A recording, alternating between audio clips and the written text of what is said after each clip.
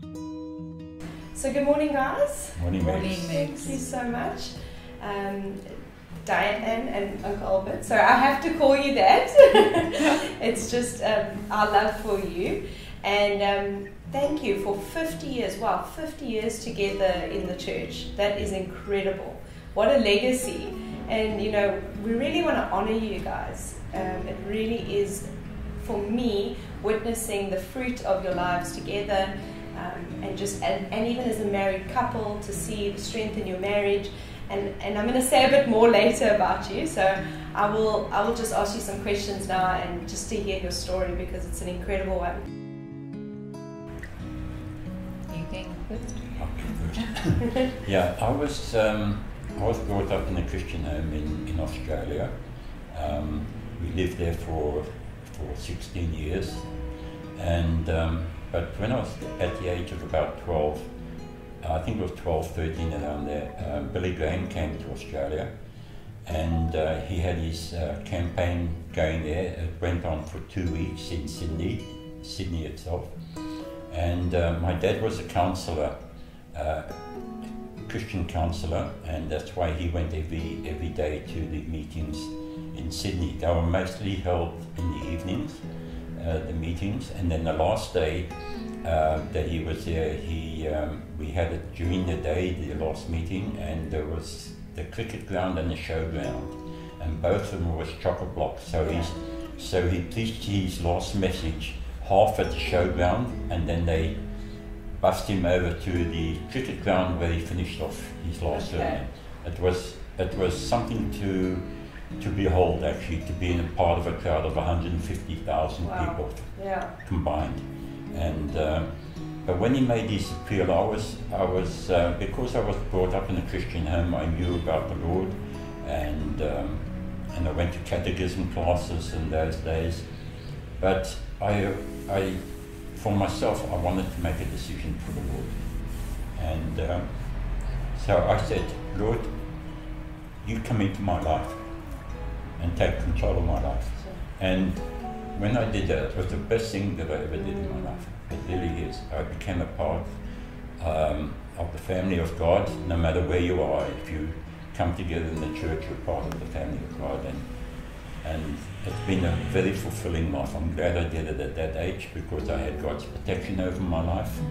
And so that's basically how I got to be saved. And Dianne will tell you now her. I also gave my heart to the Lord at a young age. We moved into a home in Devil's Peak when I was 8 years old, and the family across the way were the Holmes family. And I think some of you may even remember Uncle Des Holmes. And I became friends with their granddaughter, and they took me along to church with them. And I just loved going to church. Something at the church drew me, even at that early age. And very shortly after that, I responded to a gospel message and gave my heart to the Lord. And I was baptized and filled with the Holy Spirit before I was 12 years old.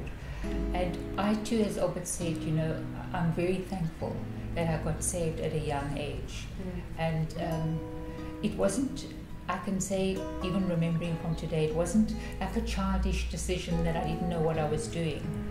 It was a very firm commitment, even at that age. And I had such a hunger for the church, and I couldn't wait to get to the church on Sundays. And for Bible studies, even at a young age, I was attending Bible studies, and I was very hungry for the Word of God, and very hungry for the Lord. And I loved the church and the family of God. It was wonderful. So that's, you know, I'm thankful that I had that experience, and that God had His hand on me at that age of my life. Well, that's a good question. No, it's a very simple question, actually. I was going to the SOS camps as a group leader, and Albert was at the assemblies and was also involved in the SOS camps. And because the leader of the SOS camps at that stage, John Clayton, was involved in the Assemblies of God at Harfield Road. So he was doing quite a lot of work out at the farm for them, helping them, because he was in construction. And I went after school as a group leader, and that's where we met for the first time. when I saw her. Yes. I said, wow. Wow. It was a very nice time together as young people, Yeah. you know, Yeah, and then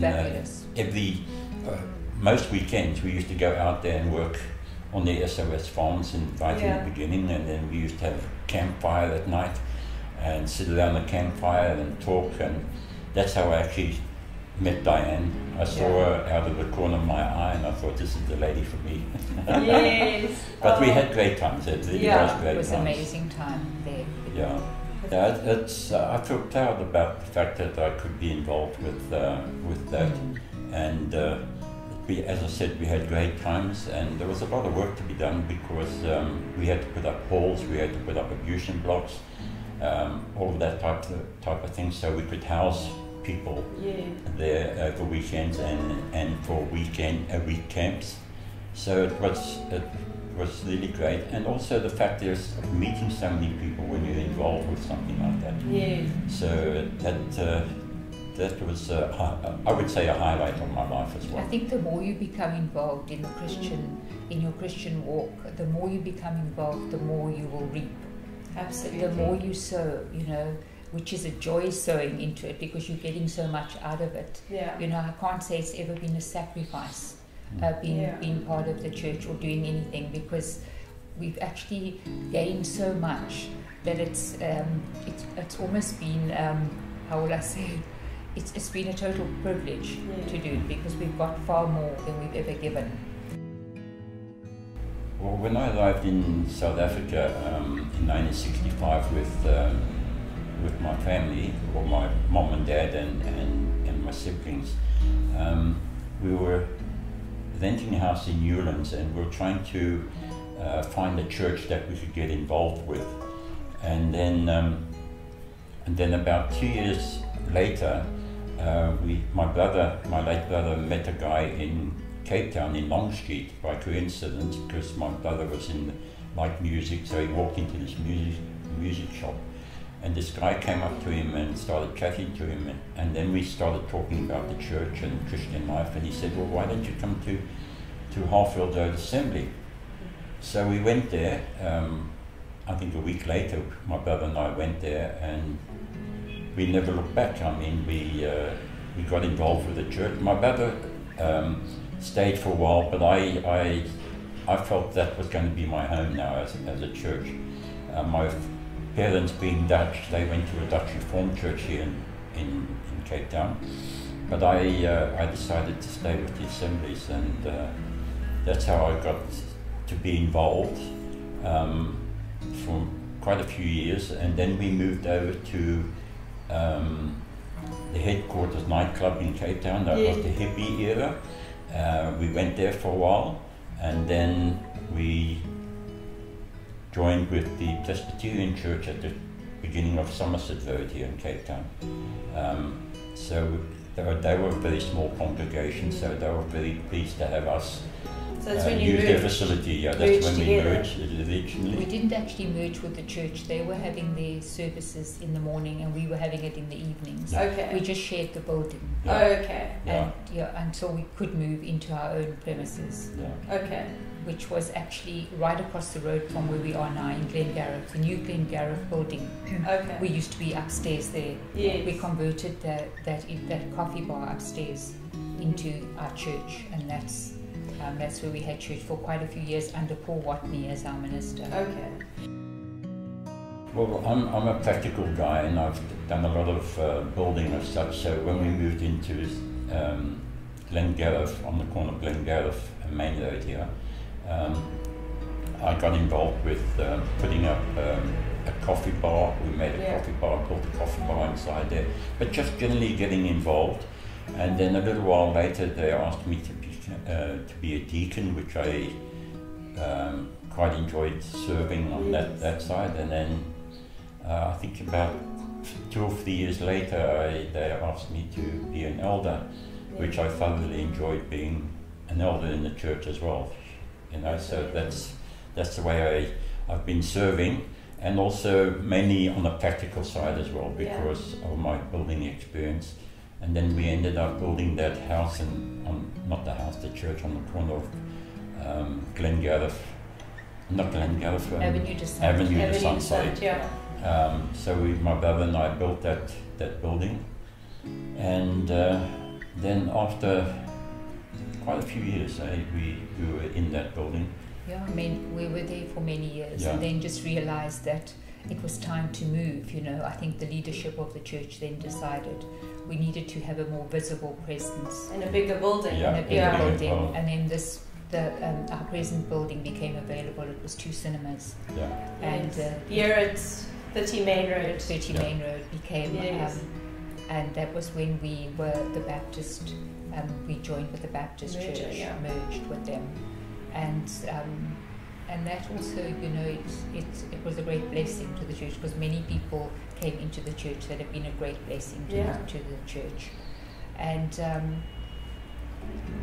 so that was how we actually ended up here. So over the years, you know, we've had quite a few. The church has had quite a few moves. Yes. But it's amazing to see that it's stayed consistent to its message. Yeah. And it's just gone from strength to strength. Yeah. Yeah, definitely. I think, you know, from day one, I just got involved, and because the church was small in the early days, we had the coffee bar, we ran the coffee bar, we got involved, we had rosters, we all served in the coffee bar. Yeah. I think everyone who got married in those early days, people didn't have a lot of finances, many of the people, and the weddings were held at the church in the garden, and the ladies would all bring food and we'd organize the catering. So I think by volunteering in the church, I've really grown so many skills in my own life, probably that I never would have grown. I've learned to do so much, especially in organizational things, you know.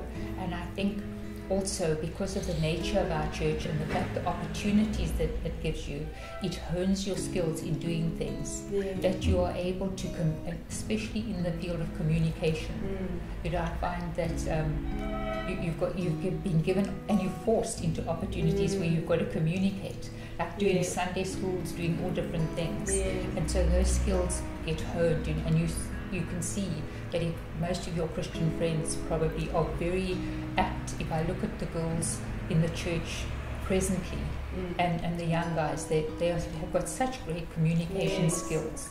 You know, they could go out and hold their own anywhere.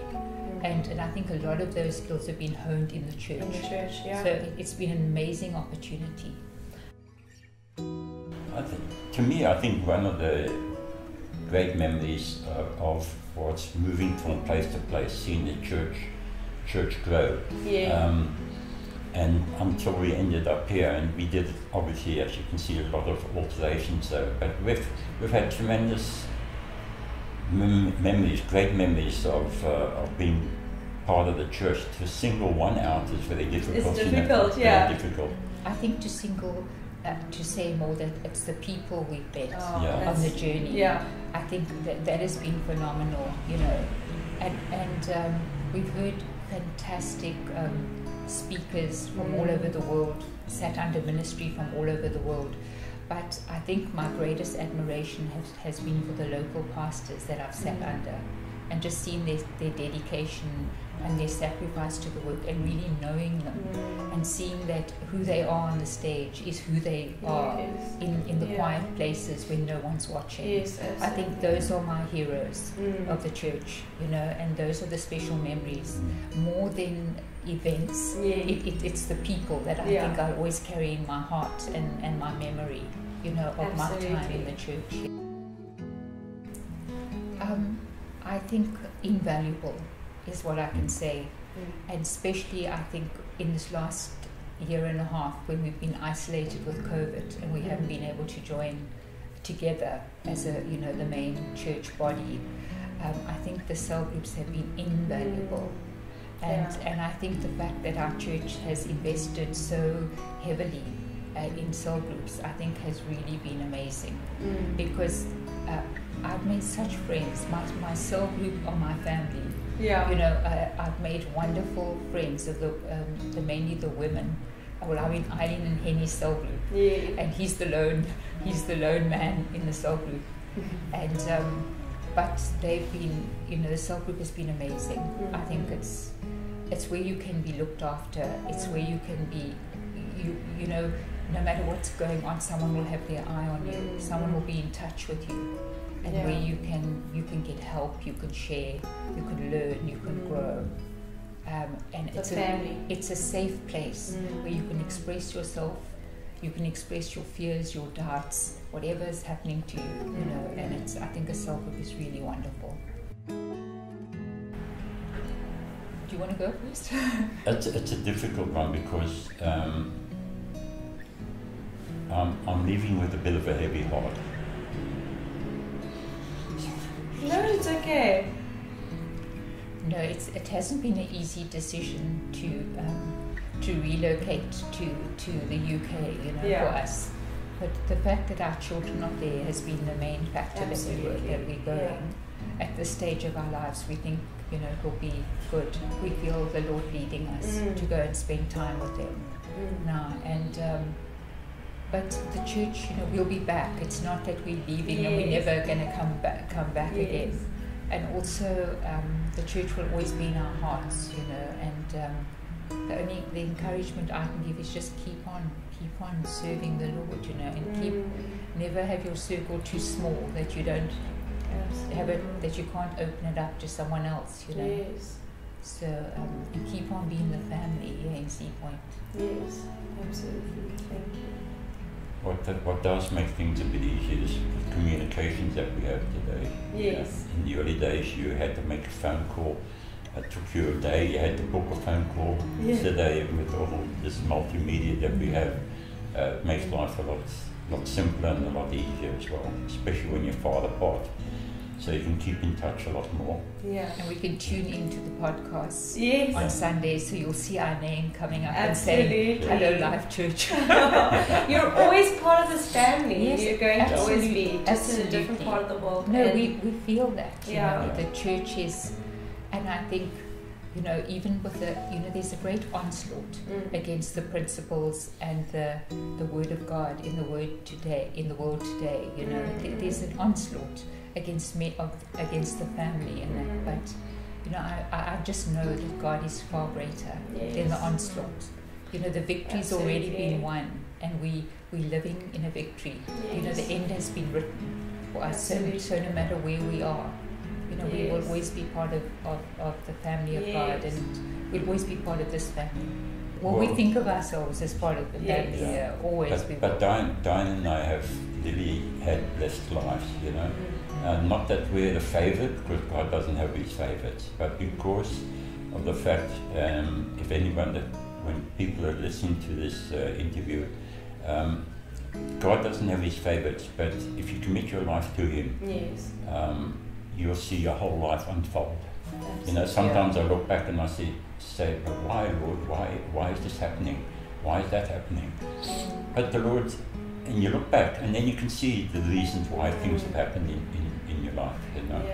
And as long as you're faithful, God will take care of you. Absolutely. And it has been a wonderful time here, but it's, as Dianne said, it's another stepping stone to something else that the Lord may have for us in England.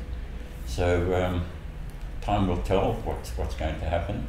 Yes. Sometimes you wish you could look into the future and see what's going to happen, but it's not the way. We'll definitely be praying for you guys back home here as well, Thank you. because this is always going to be our home. Yes. And the greatest desire of my heart is to see the church prosper and to see South Africa prosper. Yes. So that's how prayer going. Wonderful. Well, thank you guys.